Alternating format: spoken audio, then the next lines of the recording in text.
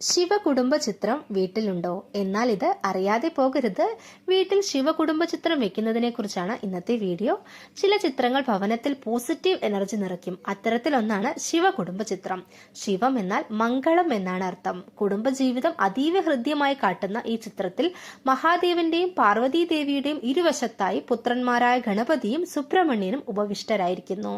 ശിവകുടുംബം മംഗളമാണ്. കുടുംബജീവിതത്തിന്റെ അടിസ്ഥാന സങ്കല്പം എന്താവണമെന്ന് ശിവകുടുംബം നമ്മെ കാട്ടിത്തരുന്നു.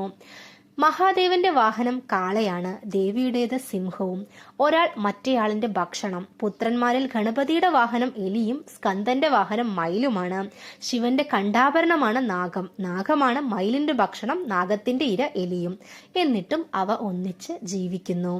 ഇതെല്ലാം നമ്മെ കാണിച്ചു തരുന്നത് ശിവകുടുംബം വൈവിധ്യമുള്ളതാണ് എന്നാണ്. എന്നാൽ ഐക്യത്തിന്റെയും യോജിപ്പിന്റെയും ചൈതന്യം നിലനിൽക്കുന്നു എന്നും. കുടുംബജീവിതത്തിന്റെ പവിത്രത എടുത്തു കാട്ടുന്ന ഈ ചിത്രം ഭവനത്തിൽ ഐശ്വര്യം പ്രദാനം ചെയ്യുന്നു. ശിവകുടുംബ ചിത്രം പൂജാമുറിയിലോ പ്രധാന വാതിലിന് അഭിമുഖമായോ വെക്കണം. ചിത്രം വെച്ചാൽ മാത്രം പോരാ, ദിനവും ശിവകുടുംബ വന്ദന ശ്ലോകം ചൊല്ലണം.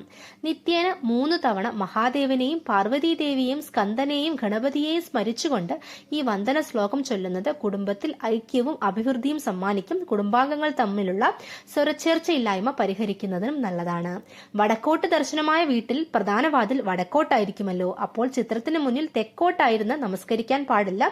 പകരം വലതുവശം മാറി കിഴക്കോട്ട് അഭിമുഖമായി ഇരുന്ന് വേണം വന്ദന ശ്ലോകം ചൊല്ലാവുന്നതാണ്.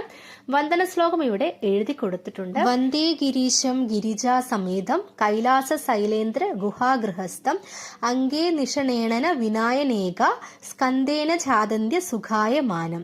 ദിവസേന ഈ വന്ദന ശ്ലോകം ചൊല്ലി നമസ്കരിക്കുക.